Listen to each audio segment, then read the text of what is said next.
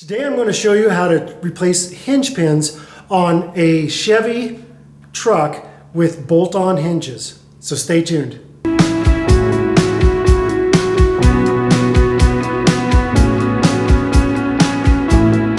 This is a 1977 Chevy Blazer I'm working on restoring. Going to be doing the paint job in a couple days, but I wanted to make sure I got the hinge pins replaced before I got the paint on, so I wouldn't, end up scratching everything. Stay tuned on our videos if you want to see what the end product looks like.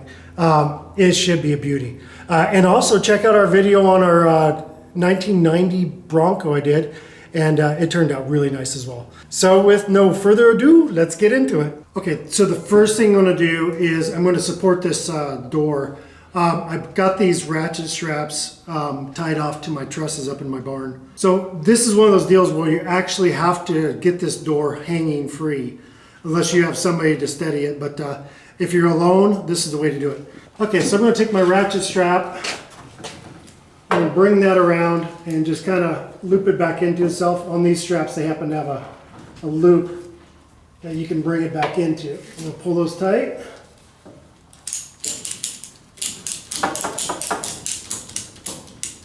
And just as it gets tension, I'm going to quit, because I don't want it to get too crazy. So if you have a painted door or something, I would put micro fiber cloths around this to about, so you don't get any scratching or anything. I doubt that these are going to scratch anything anyway, but just to make sure. From that point, I'm going to move inside and undo all the bolts that hold the door on. Okay, so first thing I'm going to do is I'm going to unloosen these with my wrench. And this is just the bottoms first. These bottom two I'm going to go ahead and take all the way out. If you don't have one of these already, this is just a battery-powered ratchet. It's actually an AC Delco brand.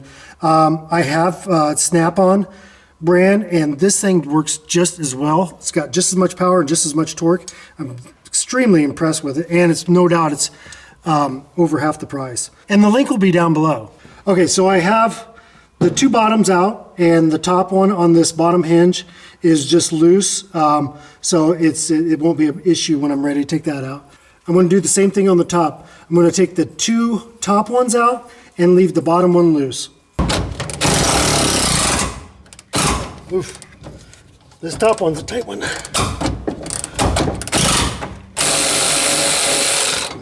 Okay, so now I'm going to take this bottom one out, and then I'll loosen the top, and hopefully everything comes well. So the bottom bolt is out.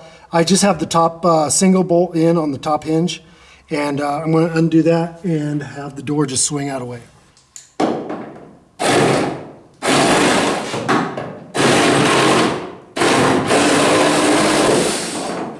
Okay, and the door is out of the way. Now that the hinges are exposed, got the hinge pin here and the hinge pin here. I'm going to just take my Sawzall. I'm going to actually cut these and probably just about right in the middle on both of them, and then just take the pins out.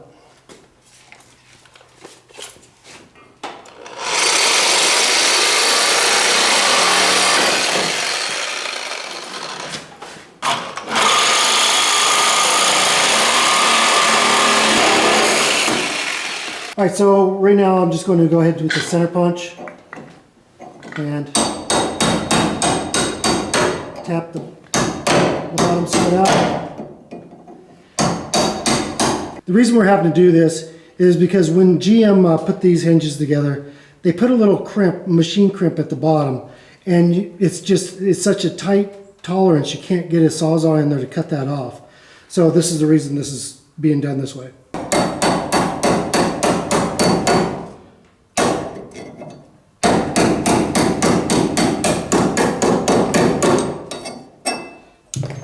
Okay, that actually works a lot better. So I just took a smaller bolt, came up through the bottom, and to knock this one loose. Okay, came out nicely. We'll take our small bolt.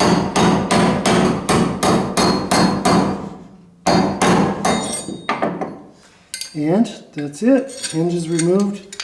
I'm going to take my bolt now and just kind of drive this pin the rest of the way out. Okay, so now that everything's done, there's plastic bushings in here, and those just have to be driven out.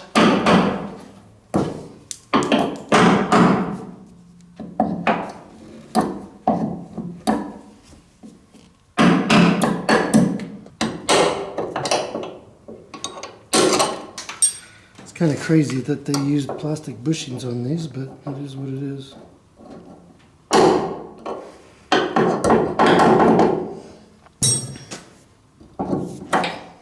And that is it. Those are out. All right, so now I'm going to go get my new pin kit and put in the new brass bushings that will fit in these. The steel ones that come in the kit don't fit this particular type. So get those in and put in the new pins. The hinge pin kit for this is a Dorman 38400. We'll have that link below. This particular model, it comes with metal bushings and brass bushings. Only the brass bushings will fit these hinges. So I'll just discard the metal ones and just insert the new brass ones. Okay, so the new brass ones will just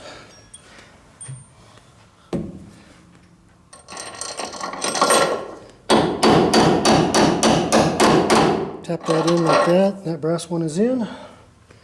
See if we can get by with that on this one too.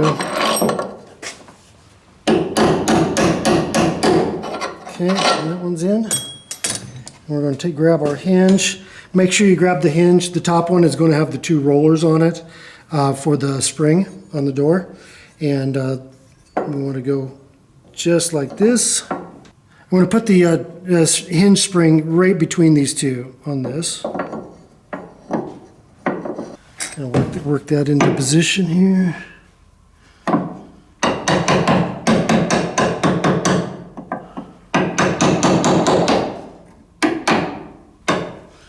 All right, so now that that's in, I'm going to insert the pin, and this can be kind of tricky once you get into where you have to start tapping it in. Okay, so one problem you can run into is while tapping this in, these brass bushings are extremely brittle. So what I learned is to take a pair of channel locks, pinch these two together right here, and then just drive it in.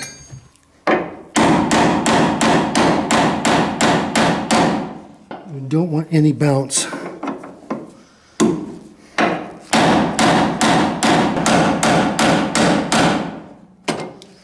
Okay, so the top one is driven in and the bushings are all intact.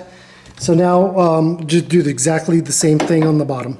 So when it's driven all the way in, this head will actually be tied up against the metal hinge, just like it was when you actually took it apart. Okay, well, these are all in. I'm going to go ahead and bring the door back over. I'm going to be painting this vehicle in a couple days. If I weren't, I'd be putting masking tape on these edges here to make sure that I wasn't going to scratch my paint. So I'm going to support it with my knee. There's very little weight on it. It's just balancing basically.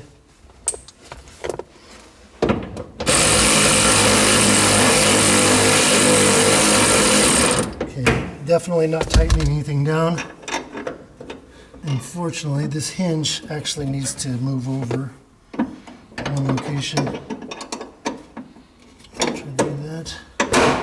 Just like that. Okay, put this bolt in.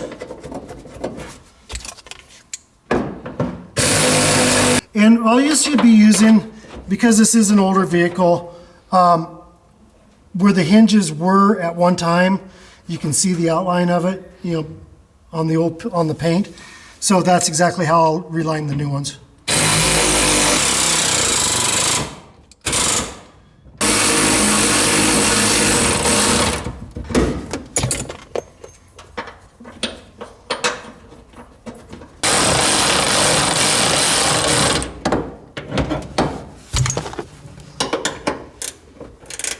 I'm going to actually put some tension on my straps to re-get these Things brought back up again.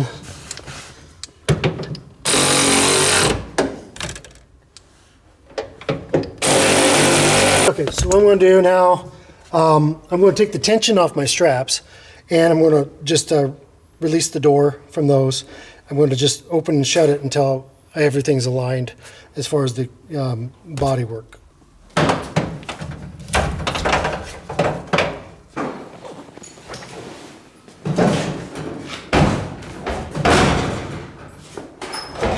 So in an older vehicle like this, you're going to have some adjusting to get these body lines straight along with the door to make everything sure is aligned. So it'll just take some time and some patience, trial and error.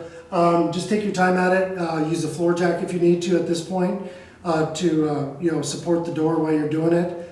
But once you get it in, then you're good to go on these brass bushings and steel pins for many years. So I hope you liked the video.